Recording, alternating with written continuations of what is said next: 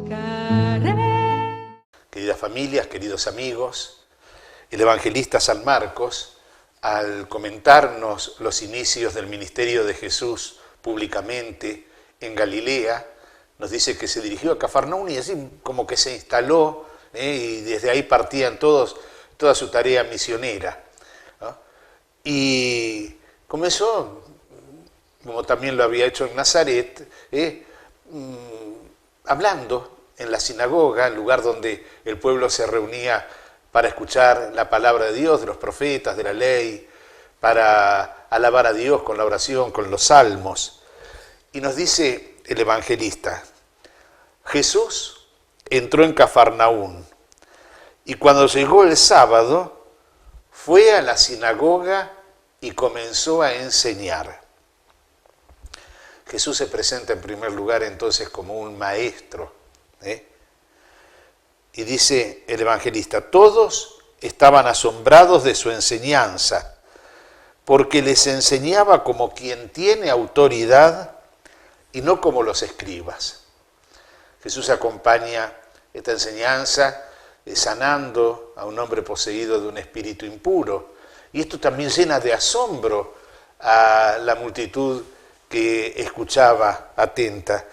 Y dice el evangelista, todos quedaban asombrados y se preguntaban unos a otros, ¿qué es esto?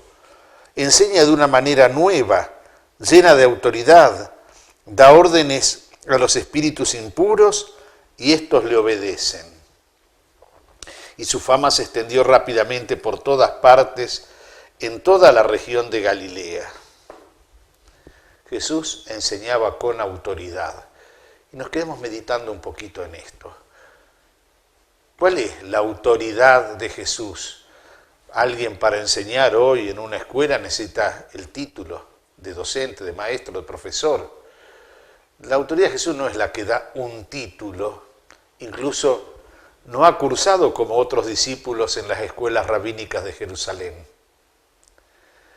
La autoridad de Jesús tampoco es esa autoridad de los demás maestros, ese no enseña como los demás, decía la gente, que enseñaban en referencia a la ley de Dios, en el Antiguo Testamento, en las Sagradas Escrituras, tratando de interpretarla minuciosamente. No, Jesús enseña ciertamente esa voluntad de Dios expresada en las Escrituras, pero llevándola a plenitud. Se les dijo en el monte, va a decir varias veces, y citando los mandamientos de las Escrituras del Antiguo Testamento, pero yo les digo, llevando su interpretación a esa plenitud.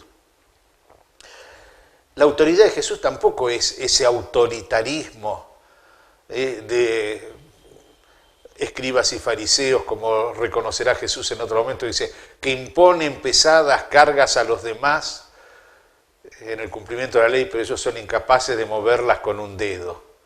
No, tampoco es esa la autoridad de Jesús. La autoridad de Jesús es que trae algo nuevo, la voluntad de Dios, la palabra de Dios, que se hace carne en él, en su lenguaje, en su predicación, en su anuncio, pero también en los gestos que acompañan ese lenguaje. Y esto nos lleva a preguntarnos a nosotros también, ¿cómo reconocemos la autoridad de Jesús? ¿Nos transforma en nuestra vida?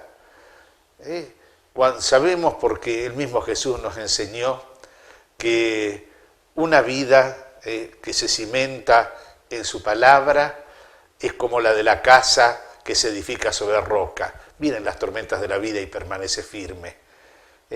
Pero una vida donde la palabra de Jesús la recibimos, pero no la llevamos a la práctica, es como una casa que se edifica sobre arena, decía Jesús. Las tormentas de la vida van a derrumbar todo. Y también nos lleva a preguntarnos, ¿y hoy se reconoce esa autoridad de Jesús? Ciertamente vivimos en una cultura donde hay una crisis de autoridad. Lo experimentamos, de todo tipo de autoridad, aún en la familia, en la escuela, en la política. pero también una crisis de verdad. Como que no importa alcanzar una verdad fundamental que dé sentido a toda nuestra vida. Y se cae en un relativismo.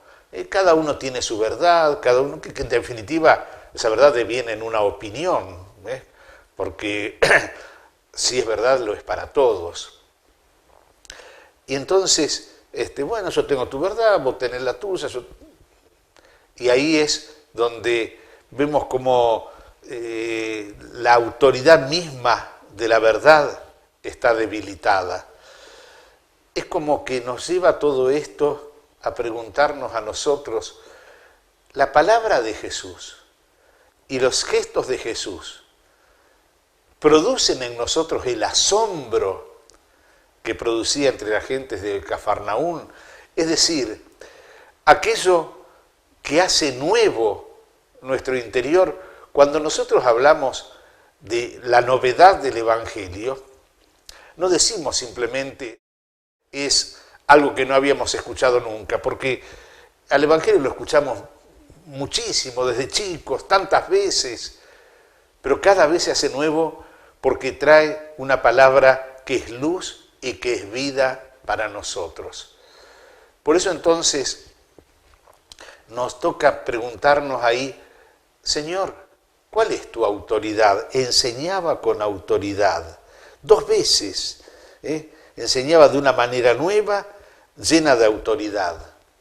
2 veces en este pequeño párrafo aparece esto, que la palabra del Señor sea entonces para nosotros esa novedad de vida y de luz que guíe nuestros caminos.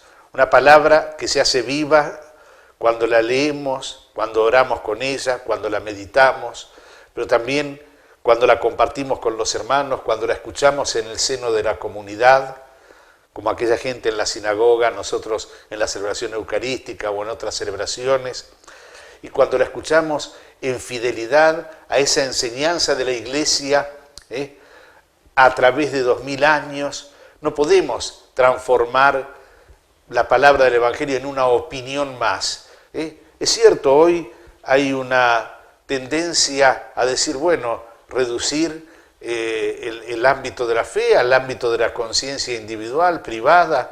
No. La palabra tiene que transformarnos y transformar esa realidad en la cual vivimos.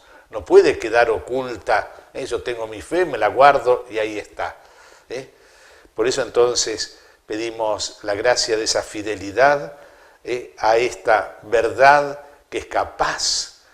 Yo soy el camino, la verdad y la vida, dice Jesús, que es capaz de conducirnos por un camino firme y de darnos vida y vida eterna. Que el Señor los bendiga.